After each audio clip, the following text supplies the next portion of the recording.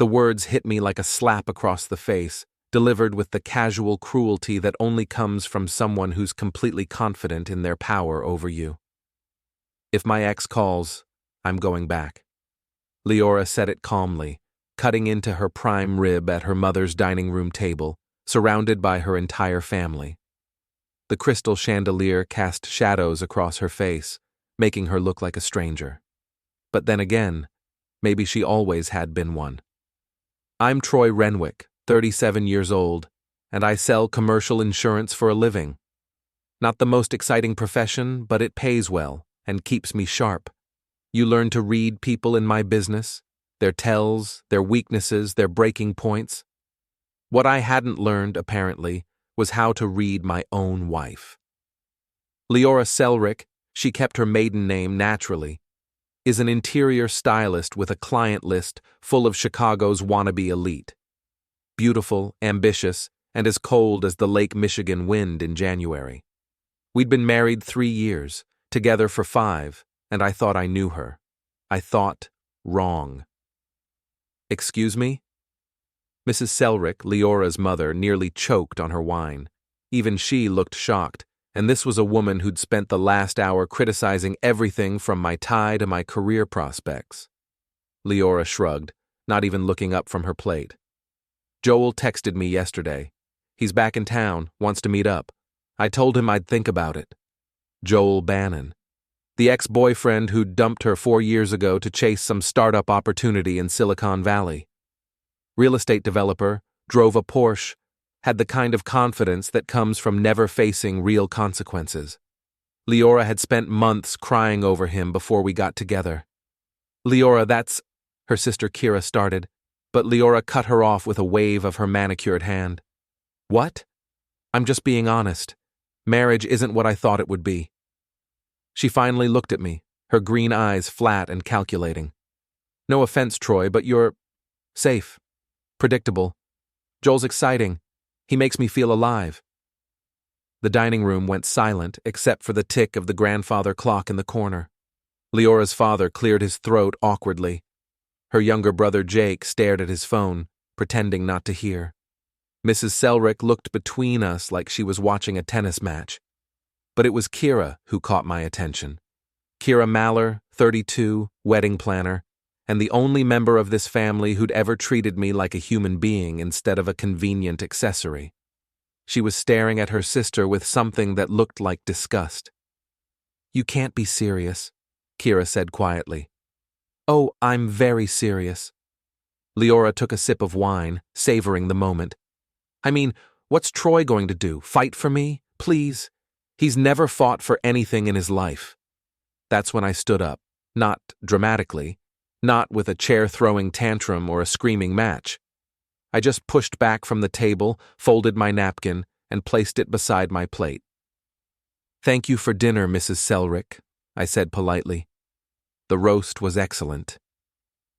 And then I walked out. Behind me, I heard the explosion. Leora's voice rising in anger, probably because I hadn't given her the reaction she wanted. Mrs. Selrick demanding to know what was happening. Jake asking if he could have my dessert. But I didn't stop. I grabbed my coat from the foyer and headed for the front door, my footsteps echoing on the marble floor. Troy. I was halfway to my car when Kiera caught up with me, running in heels across the cobblestone driveway. Her breath came out in white puffs in the October air. Troy, wait. Please. I stopped, turned around. Kiera was beautiful in a completely different way than her sister. Where Liora was all sharp edges and calculated perfection, Kiera was warm, genuine. Her brown hair was slightly mussed from running, and her cheeks were flushed from the cold. She doesn't deserve you, Kiera said, slightly out of breath. She never has. You're worth 10 of Joel Bannon, and she's too stupid to see it. I looked at her for a long moment. Kiera had always been kind to me, always taken my side in family arguments, always seemed to actually care about my opinions. I'd noticed the way she looked at me sometimes, the way she found excuses to touch my arm when we talked, the way she always asked about my work with genuine interest. Forget her, Kiera continued, stepping closer. Pick me. I smiled then, the first genuine smile I'd felt in months. Already did, I said. The confusion on her face was adorable. What do you mean? I mean, I've been planning this for weeks, Kiera. The separate bank accounts, the new apartment lease, the updated beneficiaries on my insurance policies, even the client referral network I built for Liora's business. That's all mine, and it's about to disappear. Her eyes widened. You knew? I sell insurance, sweetheart. My job is preparing for worst-case scenarios. And your sister? She's been a worst-case scenario waiting to happen since the day I met her. 3 weeks earlier, I'd been working late in my home office when I heard Liora giggling in the kitchen. Not unusual. She was always on the phone with clients or friends. But something about the tone made me pause. "Oh, Joel, you're terrible," she whispered, trying to keep her voice down. Joel. I pulled up her phone bill online. She'd been texting someone saved as Janine for the past month. Hundreds of messages, often late at night.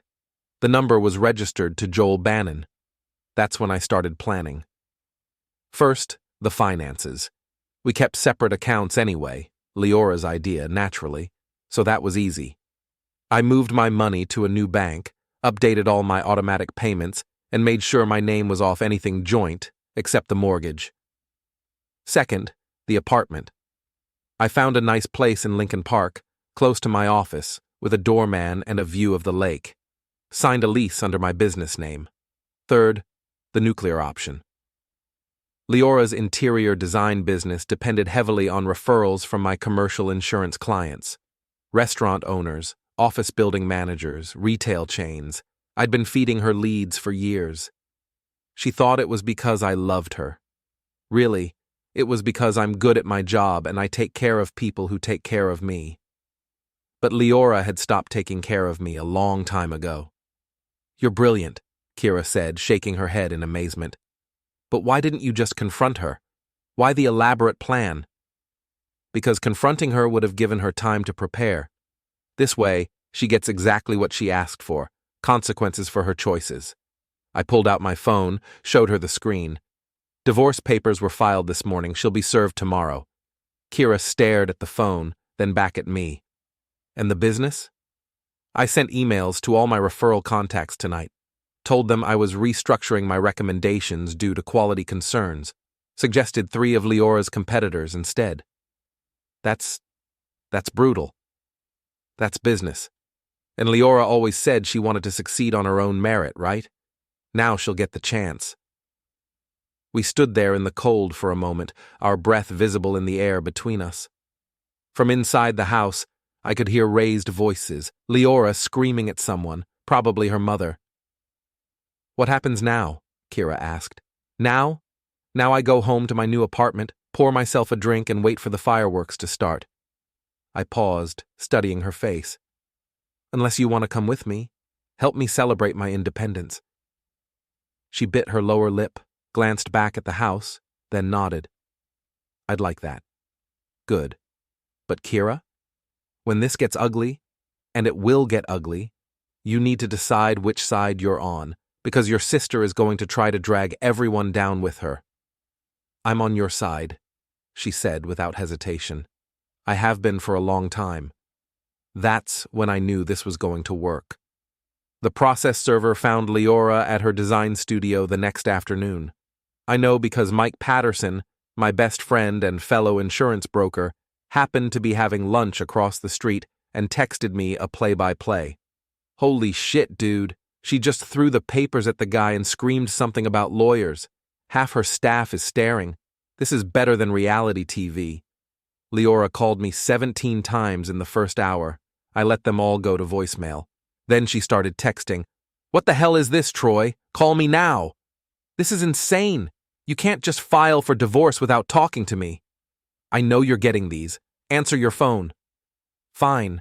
Be childish, but you're making a huge mistake." By evening, the tone had changed. "Troy, please, we can work this out. I was just upset about something else. I didn't mean what I said. I love you. You know that, right? Joel doesn't mean anything to me. Please come home. We need to talk." I was in my new apartment, sharing Chinese takeout with Kiera and watching Liora's world crumble in real time. Kiera had been fielding angry calls from her sister all day. "She's lost 3 clients already," Kiera reported, scrolling through her own texts. "The Hendersons canceled their kitchen remodel, the Patels want their deposit back, and that new restaurant downtown went with someone else." "That's just the beginning," I said, opening another beer. "Word travels fast in this business. By next week, she'll be toxic." My phone buzzed again. This time it was Joel Bannon calling. I answered. "Troy, buddy, I think there's been some kind of misunderstanding." Joel's voice was smooth, confident. Still the same arrogant tone I remembered from the few times we'd met socially. "No misunderstanding, Joel. Liora told me she'd go back to you if you called. Congratulations, she's all yours now." "Look, man, I don't know what she told you, but we're just friends catching up. Nothing more." "Really? Because I have copies of about 300 text messages that suggest otherwise. Some of them are pretty explicit. Would you like me to read a few?" Silence. "That's what I thought," I continued. "Here's how this is going to work. You want Liora? Take her. But you're going to own the consequences. Her business is failing. She's about to lose half of everything in the divorce, and she comes with a family that will expect you to fund their lifestyle. Still interested?" More silence. I didn't realize you two were having problems," Joel finally said. "We weren't. Until you came back to town and started texting my wife at midnight. But hey, like I said, she's your problem now." I hung up and looked at Kiera, who was staring at me with something like awe. "You're scary when you're angry," she said. "I'm not angry. Angry people make mistakes. I'm methodical." My phone rang again. This time, it was Mrs. Selrick. "Troy, dear, I think we need to talk," she said, in her most diplomatic voice. "Perhaps you could come by tomorrow. I'm sure we can sort this whole thing out." "There's nothing to sort out, Mrs. Selrick. Your daughter made her choice very publicly. I'm just respecting her decision. But surely you don't mean to actually divorce her? Over one silly comment? One silly comment that revealed 3 months of cheating, you mean? No, I think divorce is exactly the right response." I could hear her intake of breath. 3 months? Troy, what are you talking about?" So she didn't know. Interesting. "Ask Liora about Janine," I said. "Ask her about the late-night phone calls and the secret text messages. Ask her why she's been lying to all of us." I had no idea." "I know you didn't. That's why I'm not angry with you. But your daughter burned this bridge, and there's no rebuilding it." After I hung up, Kiera moved closer to me on the couch. "You know she's going to blame me for this, right? For being here with you." "Probably. Can you handle that?" She was quiet for a moment, then nodded. "She's been throwing me under the bus my whole life. Maybe it's time I returned the favor." "This isn't about revenge, Kiera. It's about consequences. Liora thought she could have her cake and eat it too. Keep me as the safe backup while she explored her options with Joel. But actions have consequences, and she's about to learn that lesson the hard way." "What's next?" I smiled. "Next, we let her dig her own grave." It took 3 days for Liora to track down my new address. She showed up at my apartment building on Thursday evening, furious and desperate in equal measure. The doorman called up to announce her, and I almost told him to send her away. But I was curious to see how far she'd fallen. She looked terrible. Her usually perfect hair was disheveled, her makeup smudged, and she was wearing the same clothes I'd seen her in on social media that morning. The successful, put-together interior designer was gone, replaced by someone who looked like she'd been crying for days. "How could you do this to me?" she demanded the moment I opened the door. "How could you destroy everything we built together?" "We didn't build anything together, Liora. I built something, and you took advantage of it. There's a difference." She pushed past me into the apartment, looking around at the modern furniture and lake view with obvious envy. "This is nice. How long have you been planning this? Long enough. And you didn't think to talk to me first? To give us a chance to work things out? I laughed. Actually laughed. Work things out? Liora, you told your entire family you'd leave me for another man. What exactly was I supposed to work out? I was upset. I didn't mean it. You meant every word. And even if you didn't, you've been cheating on me for months. The only thing you're sorry about is getting caught. She deflated slightly, sinking onto my couch without permission. Joel doesn't want me back. He said you called him, scared him off with threats about my baggage. I didn't threaten anyone. I just explained the reality of the situation. Joel wants the fun, exciting Liora who doesn't come with responsibilities. He doesn't want the broke, divorced Liora who needs someone to pay her bills. I'm not broke. You will be. Check your business account lately? The color drained from her face. What did you do? Nothing illegal. I just stopped referring clients to someone I don't trust. Turns out when people can't rely on you professionally, word spreads fast. You bastard. You vindictive bastard. I'm vindictive? You cheated on me, humiliated me in front of your family, and told me to my face that you'd leave me for your ex. But I'm the bad guy for protecting myself? That's when she started crying. Real tears this time, not the manipulative kind she'd used during arguments in the past. I'm sorry, okay? I'm sorry. I made a mistake. But we can fix this. We can go to counseling, work through our problems. Our problems? Liora, the only problem here is that you're a selfish person who thought you could treat me like garbage without consequences. That's not something counseling can fix. So that's it? 5 years together and you're just throwing it all away? You threw it away the moment you started texting Joel. I'm just cleaning up the mess. She stood up abruptly, her sadness transforming back into anger. Fine. But don't think this is over. I'll fight you on everything. The house, the furniture, whatever savings you think you've hidden. My lawyer will make sure you regret this. Your lawyer? You mean the one you can't afford anymore? Good luck with that. She stormed toward the door, then stopped and turned back. And Kiera? I know she's been helping you. When this is over, she'll have to choose between us. She'll choose family. Maybe. Or maybe she'll choose the person who actually treats her with respect. Liora's face twisted with rage. You think you're so smart, don't you? So much better than me? Well, let me tell you something. You're nothing special. You're a boring insurance salesman who got lucky when I agreed to marry you. Without me, you'll go back to being exactly what you were before. Invisible. I opened the door for her. Thanks for the reminder of why I'm divorcing you. After she left, I poured myself a scotch and called Mike. How'd it go? He asked. About as well as expected. She threatened to fight me on everything, then insulted me for good measure. Sounds like Liora. You know she's been calling around trying to find out who's been poisoning your clients against her? And nobody's talking to her. Turns out when you burn bridges with someone who's well respected in the business community, people notice. She's basically blacklisted herself. I felt a grim satisfaction at that. What about Joel? Funny you should ask. I heard through the grapevine that he's been telling people Liora is unstable and obsessed with him.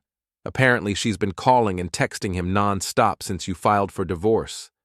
So much for true love. Yeah, well, guys like Joel don't stick around when things get complicated. He wanted the fantasy of getting back with his ex, not the reality of dealing with her problems. After I hung up, I sat on my couch looking out at the lake, thinking about consequences and choices. Liora had made hers, and now she was living with the results. It wasn't my job to save her from herself, but I had a feeling this was far from over. Kiera showed up at my apartment the next morning with coffee and bagels, looking exhausted but determined. She knows, she said without preamble. About us, about me helping you. She called me at 6 a.m. screaming about betrayal and family loyalty. What did you tell her? The truth. that she brought this on herself, and I'm tired of watching her treat good people like garbage. Kiera set the coffee on my kitchen counter and leaned against it. She's threatening to cut me out of the family business. What family business? Mom's been talking about opening an event planning company, combining my wedding planning with Liora's interior design. It was supposed to be our big venture together. She shrugged. Guess that's off the table now. I'm sorry. I never meant for you to get caught in the middle of this.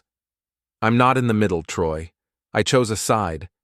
And honestly, I should have done it years ago. She pulled out her phone and showed me a series of text messages. Look at this. These are from last night, after she left your place. The messages were vicious, even by Liora's standards. I hope you're happy, Kiera. You've destroyed our family for some pathetic crush on my husband. When this is over and Troy dumps you for someone younger and prettier, don't come crying to me. You were always jealous of me. This is just your way of trying to steal my life. I'll make sure everyone knows what kind of person you really are. A backstabbing sister who seduces married men. Jesus, I muttered. She's really lost it. This is actually mild compared to what she said on the phone. She accused me of planning this whole thing, said I'd been manipulating you against her for months. Have you been? I asked with a slight smile. Kiera blushed. Not manipulating, exactly. But I won't pretend I haven't been hoping you'd realize what she really is. She's been cheating on you since your first anniversary, Troy. Not just with Joel. That stopped me cold. What do you mean? There was a client last year. Marcus, something. She was working late on his penthouse renovation 3 nights a week for 2 months, and before that, her personal trainer, and probably others I don't know about. I sat down heavily on my couch. Why didn't you tell me? Would you have believed me? Or would you have thought I was just a jealous sister trying to break up your marriage? She was right. I would have dismissed it, made excuses for Liora, convinced myself that Kiera was mistaken or lying. Besides, Kiera continued, I kept hoping she'd change, that she'd realize how good she had it with you and stop sabotaging herself. But she never did. So you waited for her to hang herself. I waited for you to see who she really is. And when you finally did, I made sure you knew you had an ally. I looked at her, really looked at her. Kiera was beautiful, yes, but more than that, she was genuine, kind, loyal, everything her sister wasn't. What do you want from this, Kiera? From us? She was quiet for a long moment. I want to see what happens when someone treats me like I matter, when someone chooses me first instead of settling for me as a consolation prize. And if it doesn't work out between us, then at least I'll know I tried. But Troy, I've been in love with you since the day Liora brought you home. I'm not going anywhere. That afternoon, Kiera helped me move the last of my things out of the house I'd shared with Liora. We timed it for when Liora was at a client meeting, but she came home early and caught us loading boxes into my car. How dare you! She screamed from the driveway. How dare you bring her into our house? It's my house too until the divorce is final, I replied calmly, and I'm just collecting my belongings. With her help? My own sister, helping my husband move out? Liora's voice was shrill, hysterical. The neighbors were starting to come out of their houses to watch the show. Ex-husband, Kiera corrected. And yes, I'm helping him. Someone should. Liora turned on her sister with pure venom. You pathetic little wannabe. You think he actually cares about you? You're just a rebound, a way to hurt me. The moment he gets bored, you'll be yesterday's news. Maybe, Kiera said evenly, but at least I'll know I treated him with respect while it lasted. Can you say the same? That's when Liora snapped. She lunged at Kiera, screaming obscenities, her manicured nails aimed at her sister's face. I stepped between them, catching Liora's wrists and holding her back. Enough, I said firmly. This is exactly why we're getting divorced, Liora. You can't handle not being the center of attention for 5 minutes. Let go of me, she screamed, trying to break free. Let go of me right now. I released her, and she stumbled backward, nearly falling. Several neighbors were now openly staring, some recording with their phones. "You want a show?" I called out to them. "This is Liora Selrick, interior designer. This is how she handles professional disagreements too. Might want to keep that in mind if you're thinking of hiring her." Leora's face went white as she realized what I'd done. Her reputation in the neighborhood, already shaky after the divorce news spread, was now completely destroyed. "You'll pay for this," she whispered. "Both of you. I'll make sure you pay." But as Kiera and I drove away with the last of my belongings, I wasn't worried about Leora's threats. She was spiraling, making enemies faster than she could count them, and people like that always end up destroying themselves. The question was how much damage she'd do to everyone else before she hit bottom. 2 weeks later, I got a call from my lawyer. Liora had hired someone, a bottom feeder who advertised on late-night TV, and was demanding half of everything, including my business contacts and future earnings. "She's claiming you used marital assets to sabotage her business," Jennifer Walsh, my attorney, explained. "Says you had a fiduciary duty to support her career, and withdrawing your referrals constitutes economic abuse." I laughed. "Economic abuse? I stopped recommending someone who was cheating on me. That's called having standards." "I know that, and any reasonable judge will know that. But she's also claiming the affair with Joel never happened, that you fabricated evidence to justify the divorce. I have 3 months of phone records and text messages, which she says were taken from her phone without permission, making them inadmissible." That gave me pause. Can she do that? She can try. But Troy, I need you to be honest with me. Did you access her phone or accounts without authorization? I looked at our joint phone bill, which I'm legally entitled to do. The text messages came from Joel himself. He forwarded them to me after Liora started harassing him. Joel's cooperating? Joel wants this to go away. He's got his own reputation to protect. That evening, I met Mike for drinks at our usual spot, a sports bar near our office. He had news.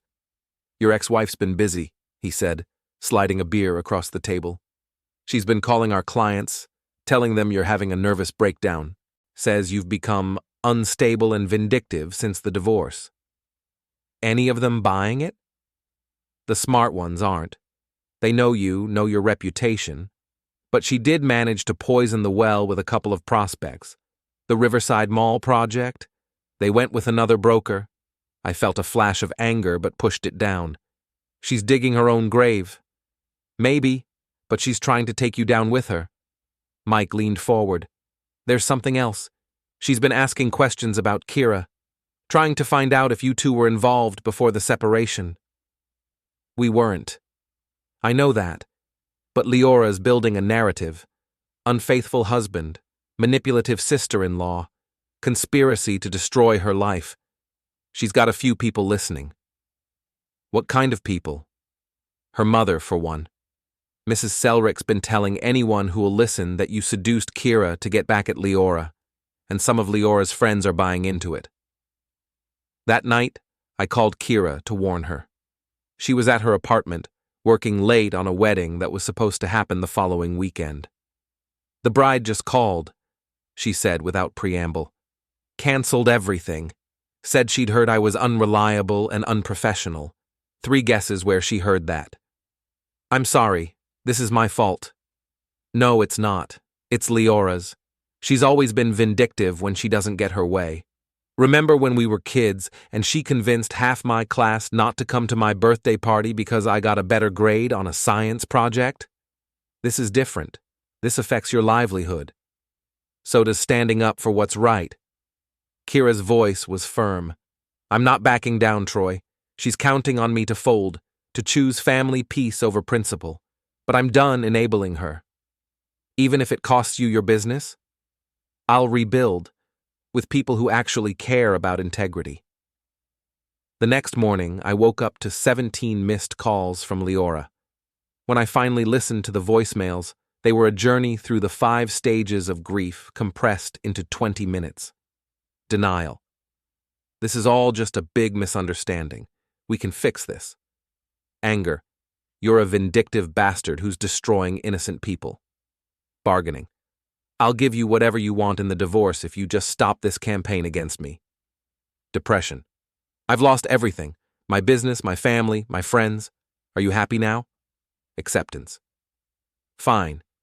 You want to play hardball? Let's play. That last message worried me. Liora in victim mode was manageable. Liora in revenge mode was dangerous. I found out how dangerous that afternoon when my boss called me into his office. Troy, I need to ask you about something, Robert Chen said, closing the door behind us. I got a call from someone claiming to be a former client of yours. Said you'd been skimming money from claims, inflating estimates to pocket the difference. That's completely false. I know it is. Your books are clean, your clients love you, and frankly, you're too smart to steal in such an obvious way. But the caller was very specific about dates and amounts. They'd done their homework. Did they give a name? Called herself Jennifer Morrison, said she owned a restaurant in Wicker Park, claimed you overcharged her insurance company for water damage repairs and kept the difference. Jennifer Morrison, one of Liora's former clients, a woman who'd blamed Liora when her restaurant renovation went over budget and looked terrible. Liora had complained about her for months. She's lying, I said, and I can prove it. I figured as much, but Troy? Someone's playing for keeps here. They're trying to destroy your career, not just your marriage. That evening, Kiera and I sat in my apartment, trying to figure out our next move. Liora had escalated beyond divorce drama into something approaching warfare. She's not going to stop, Kiera said. She'll keep attacking until one of us breaks. Then we don't break. We end this. How? I smiled grimly. By giving her exactly what she's asking for. Liora wants to play games? Let's show her what happens when someone who actually understands strategy decides to play back. What do you have in mind? A little public education about the real Liora Selrick. And lucky for us, she's given us plenty of material to work with. The plan was simple, elegant, and completely legal. Liora had made one crucial mistake in her campaign against us. She'd put everything in writing. Text messages, emails, voicemails, I explained to Kiera as we sat at my kitchen table, my laptop open between us. She's documented her own vindictive behavior better than we ever could. But can we use them? Legally, I mean? The messages she sent to you? Absolutely. You're free to share your own communications. The voicemails she left me? Same thing. And the calls to my boss and your clients? That's harassment, possibly defamation. Jennifer Walsh had been thorough in her research. Illinois is a one-party consent state for recording, she'd explained. And everything Liora's done in the past month constitutes a pattern of harassment that we can use to get a restraining order. But I had something better in mind than a restraining order. The charity gala, Kiera said suddenly. Mom's hosting that fundraiser next weekend for the Children's Hospital. Liora's supposed to be the event coordinator. Mrs. Selrick's annual gala was a big deal in their social circle. 500 guests, local politicians, business leaders, society reporters, exactly the kind of public venue where reputations were made and destroyed. She'll be there? She has to be. It's her job, and she can't afford to lose the fee. Kiera paused. But Troy, if we do this publicly, there's no going back. It'll be nuclear. She made it nuclear when she tried to destroy my career. I'm just finishing what she started. The gala was held at the Palmer House, elegant and expensive. I bought a table for 8 and invited Mike, Jennifer Walsh, and several of my most influential clients. Kiera came as my date, stunning in a black dress that made every head turn when we walked in. Liora was there, of course, frantically managing details and putting on her best professional smile. She looked good. She'd always been able to pull herself together for important events, but I could see the strain around her eyes. She spotted us during cocktail hour, and her face went white, then red with anger. But she couldn't make a scene. Not here, not in front of all these people. She looks ready to explode, Mike observed, following my gaze. Good. Angry people make mistakes. The mistake came during dinner. Mrs. Selrick was giving her annual speech about the importance of supporting children's health care when Liora's phone started buzzing. She'd forgotten to silence it, and in the quiet ballroom, the sound was obvious. She fumbled for the phone, clearly flustered. That's when I made my move. I stood up, walked to the front of the room, and asked Mrs. Selrick if I could say a few words about charitable giving and community responsibility. Of course, dear, she said, looking pleased. She'd always liked me, even after the divorce drama started. I took the microphone and looked out at the crowd of Chicago's social and business elite. Thank you. I want to talk tonight about integrity, I began. About how we treat the people who trust us, and what happens when that trust is broken. Liora was staring at me from across the room, her face a mask of growing horror as she realized what I was about to do. Some of you know that I recently went through a divorce, I continued. It's been a difficult time, made more difficult by attempts to damage my professional reputation through false accusations and harassment. Murmurs rippled through the crowd. This wasn't typical gala fare. I'm sharing this not for sympathy, but because I believe this community deserves to know when someone is using false claims and vindictive behavior to settle personal scores. I pulled out my phone and connected it to the sound system. I'd like you to hear something. Liora's voice filled the ballroom, shrill and venomous from one of her recent voicemails. You think you're so smart, don't you? Well, I'm going to destroy you. I'm going to call every client, every colleague, every person who's ever trusted you, and I'm going to tell them exactly what kind of man you really are. A pathetic, vindictive loser who can't handle being dumped. The room was silent. That was left on my voicemail 3 days ago, I said calmly. By Liora Selrick, who some of you may know as an interior designer and the coordinator of tonight's event. Liora was on her feet now, pushing through tables toward the front of the room. Stop this! She screamed. You can't do this here! But I wasn't finished. Ms. Selrick has also been contacting my business associates with false claims about my professional conduct, attempting to damage my livelihood as revenge for our divorce. She's done the same to her own sister, costing her multiple clients through deliberate sabotage. He's lying! Liora shrieked, now just a few feet away. He's a vindictive bastard who can't accept that I never loved him. The room erupted. Society reporters were taking notes, phones were recording, and Mrs. Selrick looked like she wanted to disappear into the floor. Thank you for your time, I said, handing the microphone back to a stunned Mrs. Selrick. I hope you'll all remember tonight when you're choosing who to trust with your business and your reputations. Security was already moving toward Liora, who was screaming obscenities at me while guests stared in shock. As they escorted her out, she turned back one last time. This isn't over, she yelled. I'll destroy you both. But it was over. By morning, the story would be all over social media and the society pages. Liora's professional reputation wouldn't survive this, and everyone who mattered now knew exactly what kind of person she really was.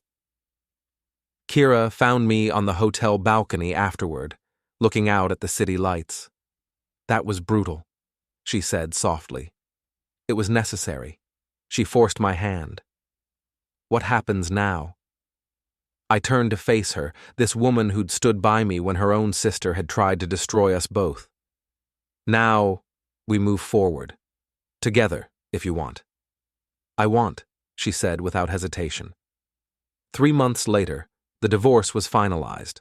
Liora got half the house value and nothing else.